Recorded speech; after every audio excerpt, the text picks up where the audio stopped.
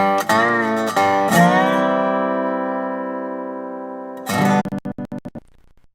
morning, everybody, and welcome to Coffee with Craig, where we talk about all things firearms, firearms policy, politics, culture, media, you name it. We're talking about it right here on Coffee with Craig. So please take a moment, like and share the program so that your friends can join in.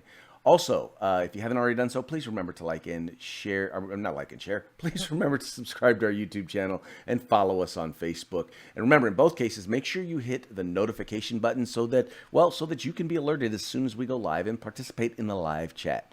Also, want to encourage you, please remember to visit fpcgear.com. That's fpcgear.com. Cool place to go to find all sorts of Pro 2A swag, t-shirts, coffee mugs, hoodies, and know that every dollar that you spend goes right back into the fight for our right to keep and bear arms, so you can support the Second Amendment and you can look good doing it. That's fpcgear.com.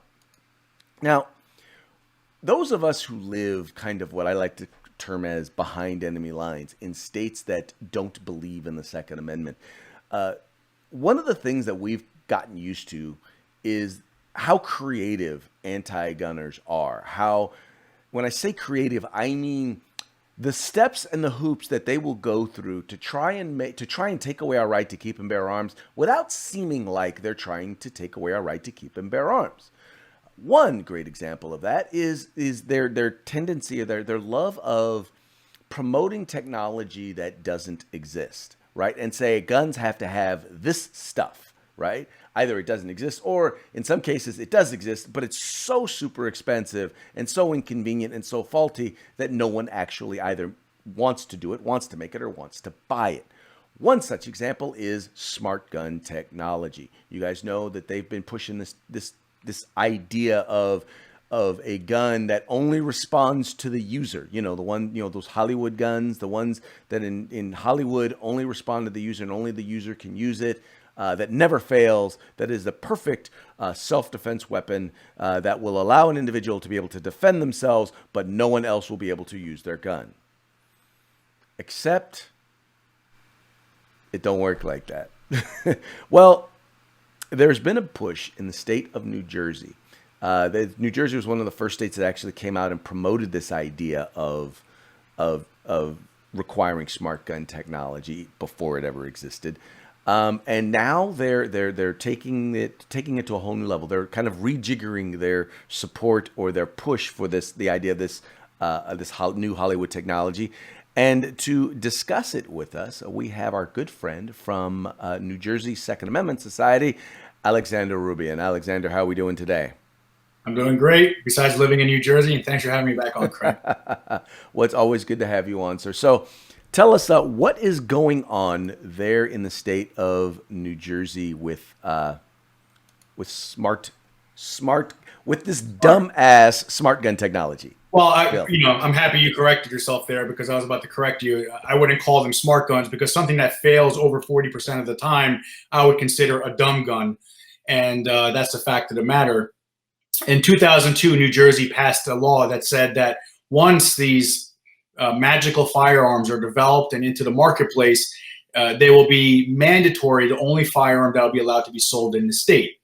And it was what many experts would consider one of the biggest mistakes that the anti-gun side has ever made in their strategies, because what they really did was expose what their real agenda was to make sure that everybody had to purchase one type of firearm that they approved of that cost over $2,000 or $3,000. Yeah, well, and I think you're right. That's really what it comes down to. Their goal is to make it so that it is unattainable for individuals. So now, what's the new legislation that's being proposed? So since every smart gun technology company out there has gone bankrupt because nobody's ever purchased the gun, they are now mandating that every single dealer has to stock the firearm, and repealing the 2002 law that I mentioned before.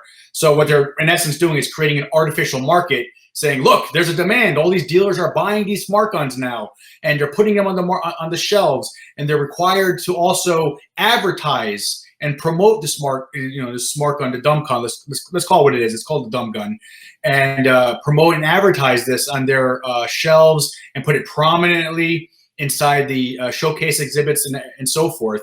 So now they're forcing not the individuals, but the market, the dealers, the distributors to not have to stock these firearms and forcing them to, in essence, create this artificial market. And you know what they're going to do?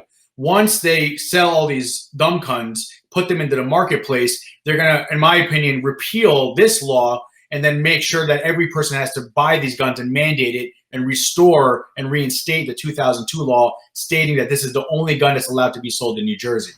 Right. And, I love how they use as an excuse for this. Well, when dealers tried to carry it, they got death threats and people. I'm like, first of all, I would want to see these death threats to believe it. What I believe they probably got was, I'm never, ever, ever, ever, ever coming to your store ever again. Those were the threats that they probably received. Well, speaking of death and death threats, why did they give an exemption to law enforcement and the military in New Jersey to not have to use these things? Right. If they are that proficient, if they're that good, exactly. Well, then why shouldn't law enforcement have to use it?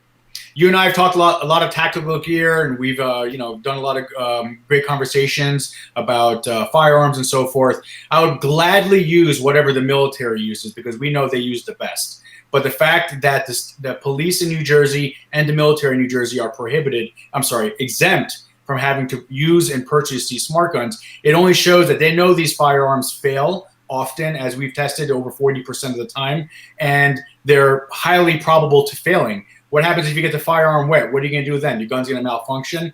There's tons of issues here that if it's not good enough for the police, then it's definitely not good enough for civilians. Well, exactly. Anytime you add electronic technology to something, you increase the likelihood that it will fail. Just ask anybody who has a modern car with a computer on, with a computer chip in it. The smart key. Great example, the smart key. Where now I have to go where I used to be able to go down to the store and for $1 get a key cut. Now I got to spend $200 to get a key reprogrammed. Imagine having to do that when your firearm fails. Oh, well, that's right. If my firearm fails when I need it, I'm probably dead.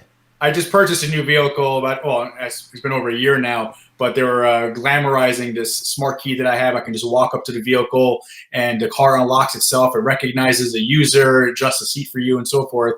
But it's not, it probably fails about 50% of the time. And when I went back to the dealership, they're like, well, you gotta approach with the hip closest that the key is in so the car recognizes it. Basically you have to do all these cartwheels and all these gymnastics to make the key work. And that's going to be exactly the situation with these dumb guns that they want to put into the market. Right. And the difference, though, in this particular case is they're putting people's lives at risk. Exactly. And that is just absolutely positively not acceptable. But this isn't, once again, though, another example of once again, how creative gun grabbers have gotten, requiring things that don't exist. The quote that came out today or yesterday was about the legislator that was saying, well, I saw it on James Bond, so it must exist. And it must be good enough for the people then.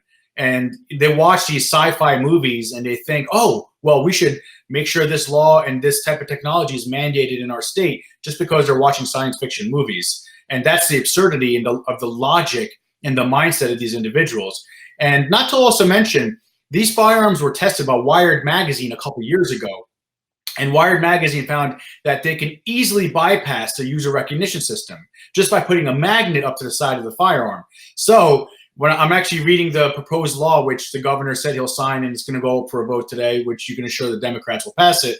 But it specifically says in the law, any person who violates the provision, blah, blah, blah, blah, whatever, by tampering or attempting to tamper with a personalized handgun by intentionally interfering with the user-authorized functionality of the personalized technology shall be guilty of a disorderly person's offense. So think about that. Wait. What's and the disorderly person's offense is a misdemeanor, right? It's a misdemeanor, but you will be prohibited from ever buying a firearm in New Jersey, and they will use that against you in court to say that you're a prohibited person now to be able to exercise your Second Amendment right. So here's the deal. So I'll give you two different scenarios. So one scenario is I decide I'm going to go do a drive-by and I now have this smart gun that now I'm going to use the magnet and I'm going to circumvent it and go shoot somebody. Do I care if I got a disorderly person's offense against me. Well, it's twofold. The criminals are not going to abide by it, and exactly what they did in the bill. They just admitted that the technology is flawed and that easily bypassable, and that you could circumvent the so-called user interface functionality of the firearm. Oh, well, no, here's another example. Let's say my wife is home alone and my gun is here and someone breaks in and she bypasses the system. I've taught her maybe she's learned how to bypass the system in order to be able to defend herself from those robbers. But she's going to say, no, I can't do that because I'll be breaking the law. Exactly. Not to also mention, how are you going to replace the batteries on these so-called smart guns? How are you going to maintain your firearm? How do we know that an overzealous prosecutor might not come in and say, why is your firearm taken apart? Are you tampering with it? And this is basic firearm maintenance that they might be doing. And it happens all the time in New Jersey. There's the spirit of the law and the letter of the law. And we've seen in many examples, overzealous prosecutors that hate guns incarcerating people for doing nothing wrong, but to prove their innocence now takes 1 or 2 years in the court system and spending $50,000 to $80,000. Yeah, well, I will just tell you that is very, very, very much like California. Yeah. Hey, so what were you saying? I know you said earlier so the next step is where is this bill in the legislature, and how soon do you think it'll be before it gets to the governor? It's happening as we speak. At noon today, they rammed this legislation through. The Senate even bypassed a committee hearing, which they're required to do by law. But if they get 21 votes to bypass committee hearings, because so many gun owners were speaking up at the assembly side of the committee hearing, that they didn't want to go through that again. And they don't want to waste the time. What they did is they had about 6 bills on the assembly side, and this is how dirty they played, the Democrats. They just said, well, we'll give you 3 minutes to speak about all the bills, and that's it. That's all you can do. 3 minutes about all of the bills. All the bills, exactly. So in other words, they made up their mind what they were going to do, and this was just this was just kabuki theater. This is a part of their agenda. They're voting on it as we speak. It's going to pass. I went to a hearing yesterday with Governor Murphy, a press conference. I'm sorry. And he said he cannot wait to sign this legislation and make New Jersey the first state mandating it. And we'll see what happens after that. We'll probably sue and, see what happens. But the fact that they're mandating stores now to require specific products, where do you draw the line on that?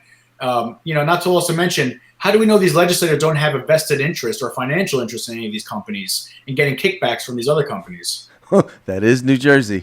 It is New Jersey. It's happened many times in many other cases, and it wouldn't surprise me if that comes out soon.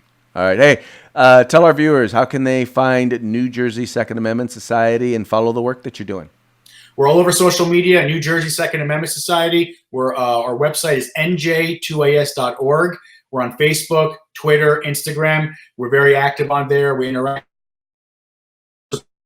Send us a message. Come on, because what happens in New Jersey. Well, Alexander, it looks like you're looks like we're losing you. So we're going to go ahead and let you go. Thank you so much for all of the work that you do there at the Second Amendment Society. Well, folks, that's going to be it for today's Coffee with Craig. We very much appreciate you guys tuning in. We appreciate you liking and sharing these videos, telling your friends about the Firearms Policy Coalition.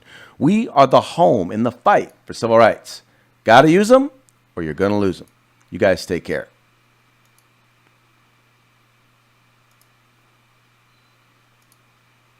If you like our videos, follow, subscribe, like, and share.